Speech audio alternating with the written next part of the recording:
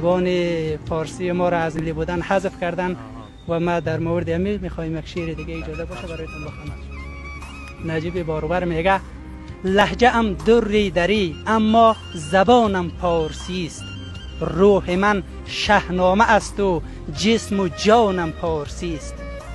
لهجه ام دری دری اما زبانم پارسی است، روح من شهنامه است و جسم و جانم پارسی است.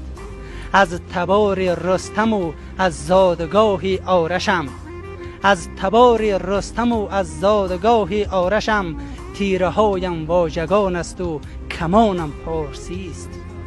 این زبان واحد این پهنای فرهنگ سترگ، این زبان واحد این پهنای فرهنگ سترگ، گنگ اگر من خواب دیدم ترجمانم پارسی است. این زبان رودکی و مولوی و حافظ است، این زبان رودکی و مولوی و حافظ است، این جنون عشق در خون رگانم پارسی است. مولویوار دوست دارم این زبان شمس را، مولویوار دوست دارم این زبان شمس را، این زبان شعر و منطق در دهانم پارسی است. هر کجا در من نهال دوستی بنشانده اند، هر کجا در من نهال دوستی بنشانده اند، باغ صلح و آشتی ام باغبانم پارسی است. می روم از فرش تا عرش خدا به واسطه، می روم از فرش تا عرش خدا به واسطه، راه پیمای سلوکم نردبانم پارسی است. از اهورا ماند این آواز در گوش زمان، از اهورا ماند این آواز در گوش زمان، من خدای مهرم و پیغمبرانم پارسی است. شوق پرواز است در من، شوق پرواز است در من، بیکران در بیکران، کفتری آزادگی ام آسمانم پارسی است. واه واه چقدر زیبا، چقدر ما بیخی محو شعر دکلمه شعر شما شد، خیلی عالی، خیلی زیبا.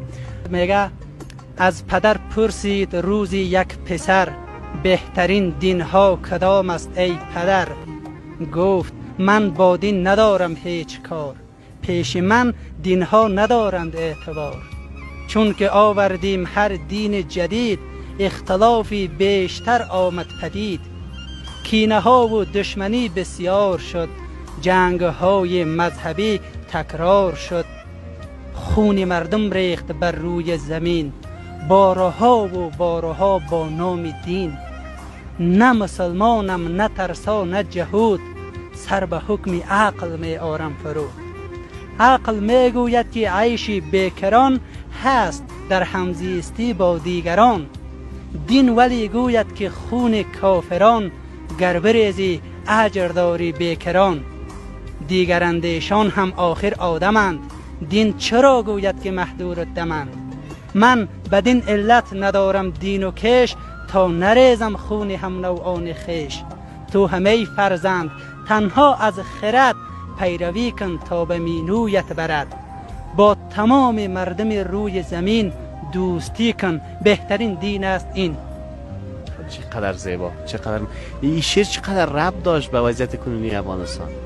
والا دیگه اینطور است که نمی وضعیت امروز برای ما و شما میگه کسایی که از نام دین استفاده میکنه، بالای مردم ظلم و ستم میکنه و همه چیز دیگه. خود ما شاهد هستیم و میبینیم. گفت شمس تبریزی که من گنگ خواب دیده و عالم تمام کر، من عاجزم ز گفتن و خلق از شنیدنش.